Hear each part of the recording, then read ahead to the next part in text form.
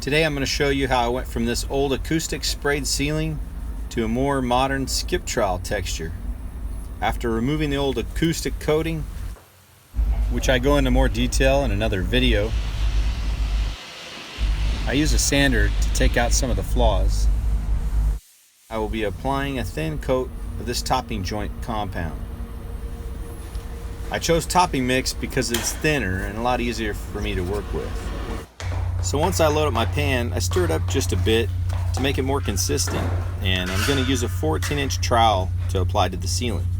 Now I put just enough mud to cover the end portion of the trowel, and I apply a little less or a little more depending on how aggressive I want the texture to look. When I start to apply the joint compound to the ceiling, I begin in the corner of the room and work my way outward.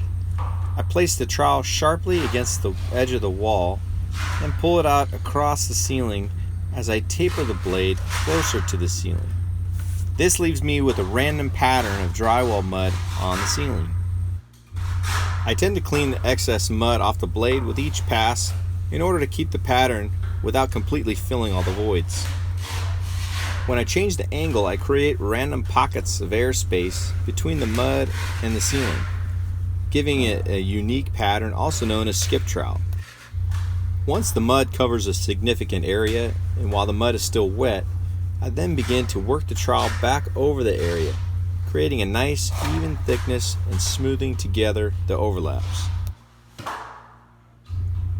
Depending on the look I'm going for, I try and develop a feel for how much pressure to place on the trowel.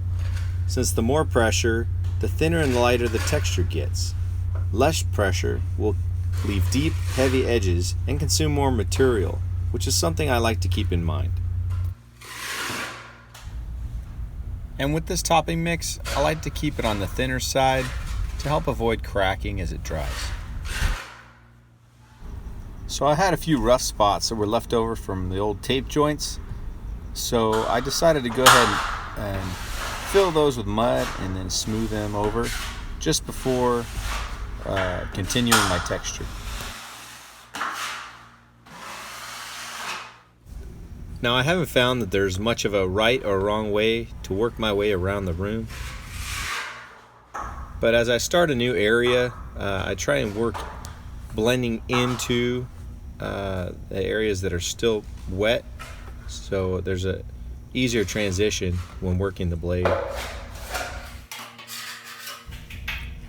If the mud becomes too dry and I try blending into those areas, sometimes it can show up as skip marks or bumps in the new texture.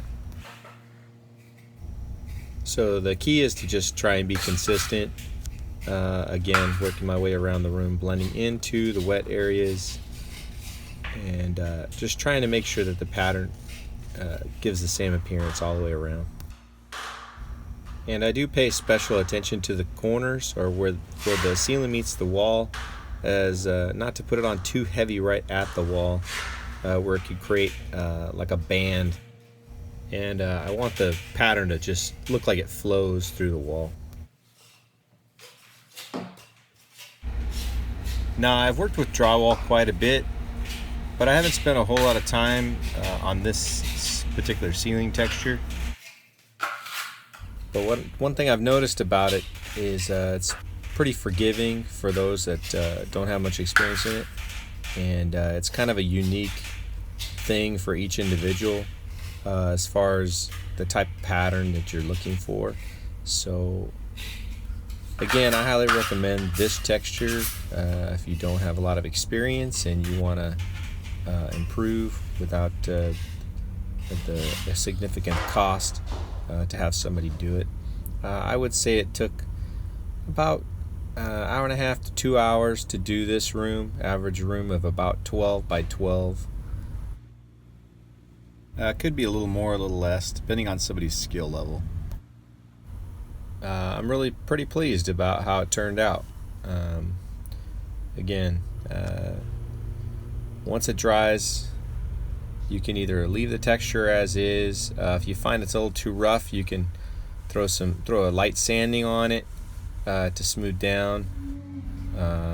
This room, one of the larger rooms, took a little longer. but you can see once it's painted up, it's really looking pretty sharp. So that's that.